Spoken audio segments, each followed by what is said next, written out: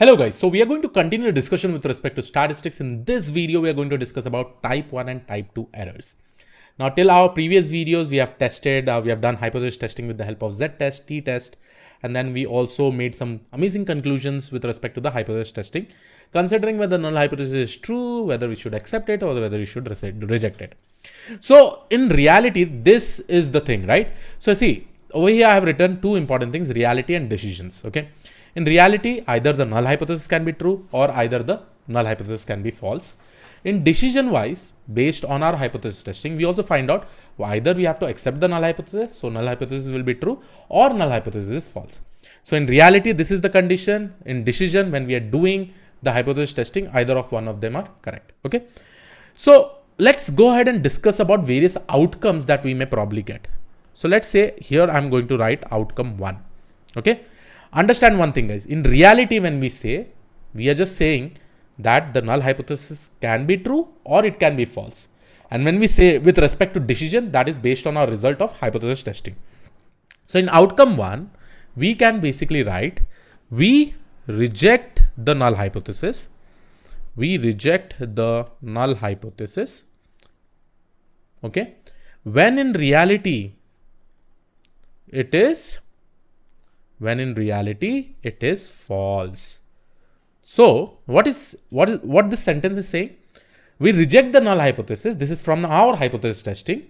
When in reality it is false. Fine, that is good, right? If in reality it is false, we are rejecting the null hypothesis. So this scenario is obviously a good scenario, right? Now what about the other scenario over here with respect to outcome 2? Okay. Now in outcome 2, I'm writing over here, we reject the null hypothesis when in reality it is true.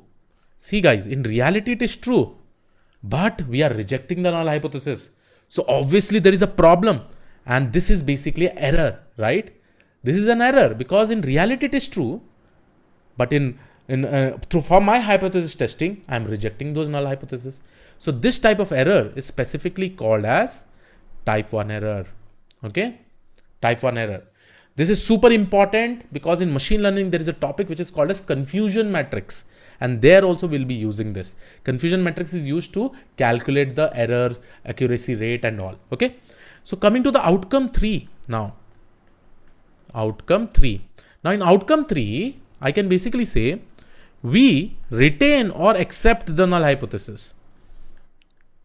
We retain or accept the null hypothesis when in reality it is false.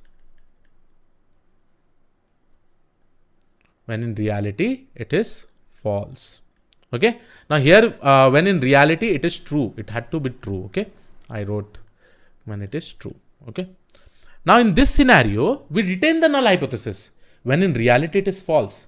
So in reality it is false, but from our hypothesis testing, we are saying that let's accept the null hypothesis. Then this is also an error. So this specific error, we say it as type 2 error. Type 2 error. Now coming to the outcome 4. Okay. I'm also going to repeat the outcome 2, guys, because I made one writing mistake. We reject the null hypothesis when in reality it is true. In reality it is true, but we are rejecting the null hypothesis. For this kind of error, we say it as type 1 error. Now in outcome 4, we retain the null hypothesis when in reality it is true. When in reality it is true. So this is correct, right? In reality, it is true. And from our hypothesis testing, we have accepted the null hypothesis. So this is also a good scenario, a correct scenario in short. Okay, correct scenario. So in this scenario, in both this scenario of outcome 2 and 3, we basically get errors, and these errors are basically called as type 1 and type 2 error. So this was about type 1 and type 2 errors. I hope you were able to understand. Now going forward, there are still many topics that we need to cover. Okay, we will be discussing about confidence intervals and all, how to create that range of confidence interval in the form of numbers. We are going to discuss about that. So yes, this was it from our side. I will see you all in the next video.